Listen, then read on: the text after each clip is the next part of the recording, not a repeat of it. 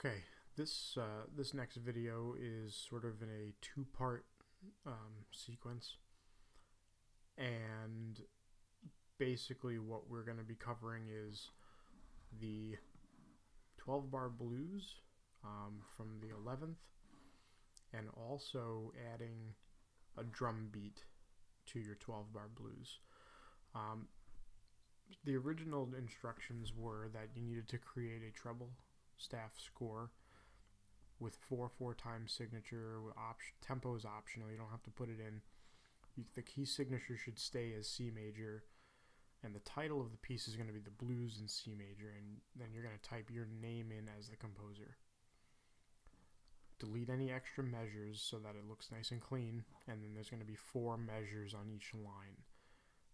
And essentially it should sort of look like this picture here, where each measure, there's 4 measures on each line, and you're using a C major triad, you're using the F major triad, and the G major triad. You just need to make sure that the chords go where they're supposed to go.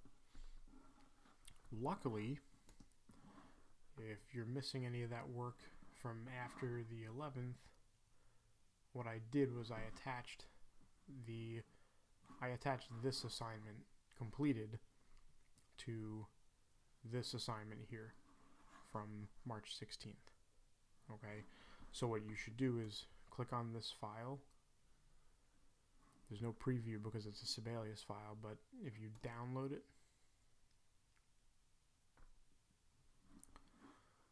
it'll pop up down here in the bottom of your screen, and I'm going to open this file up. If you get a dialog box that pops up like this, just click OK,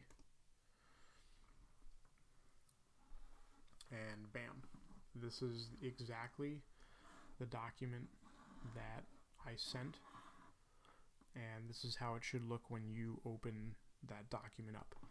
Now, the first step I would take is to double click here where it says name, and literally delete that and just type in your name or whatever, just so I know that it's yours. Okay, so that's that. For the drum beat thing, what you need to do is add an instrument, okay? And we're going to be working on mapping out a drum part. Very simple drum part, doesn't have to be crazy, but there's a couple of steps involved to make it look pretty cool. And let's not worry about the solo instrument for now. Alright, so we're going to go back to, where'd that Sibelius file go? Here it is. Again, if you need to open up your keypad, and if it doesn't automatically pop up when you open the program, if you go over to View and then Panels, your keypad should show up down here. So you can just make sure that that's checked. Okay.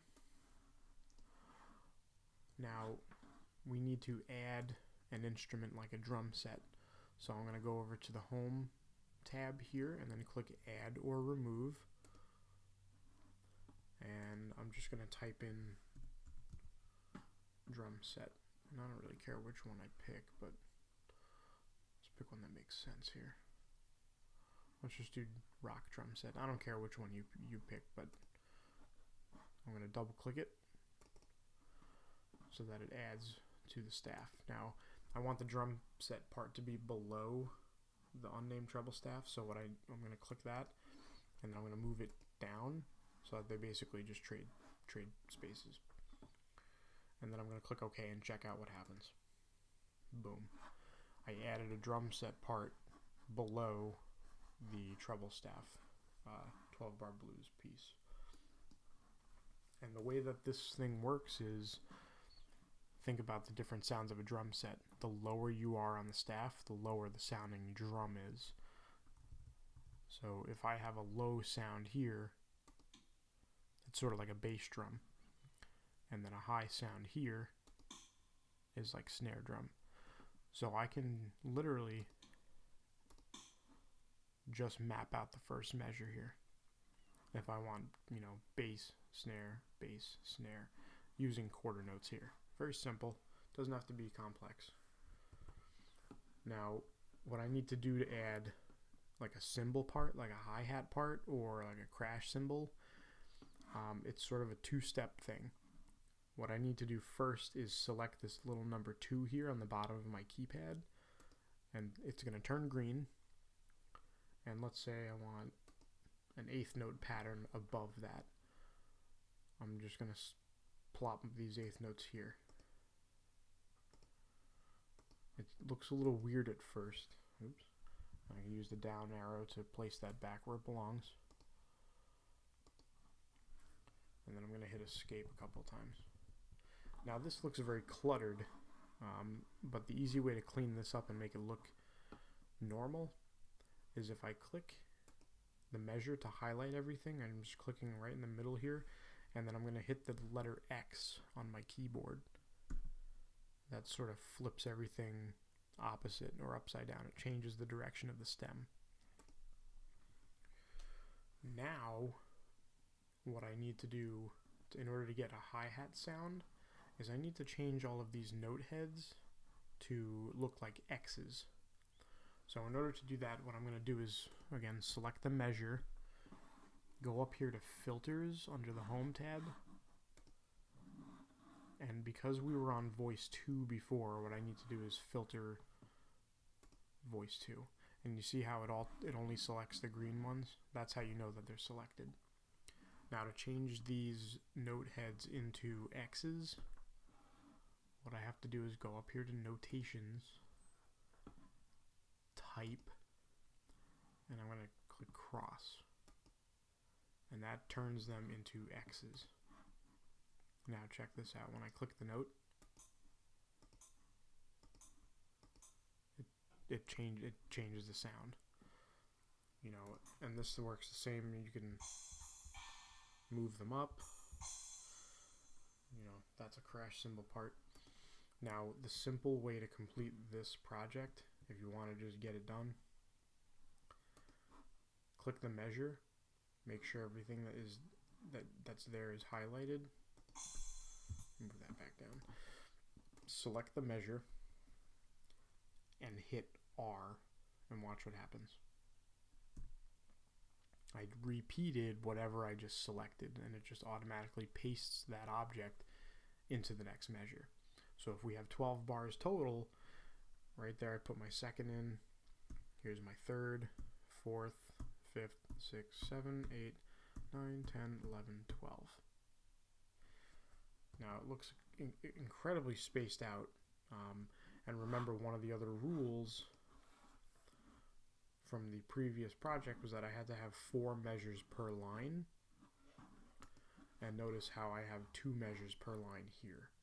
So in order to get these 4 measures sort of wrapped back together in the first line, I'm just going to select this top measure here, hold down Shift, and click that measure there, go up to Layout, and I'm going to click this little symbol under the Format part here, under Layout, and it literally says, if you hover over it, it says keep bars together, and that's literally what that means. So if I click that, check out what happens. Those 4 bars go back together again. Now check out what this whole thing sounds like. If I go up here and I click play,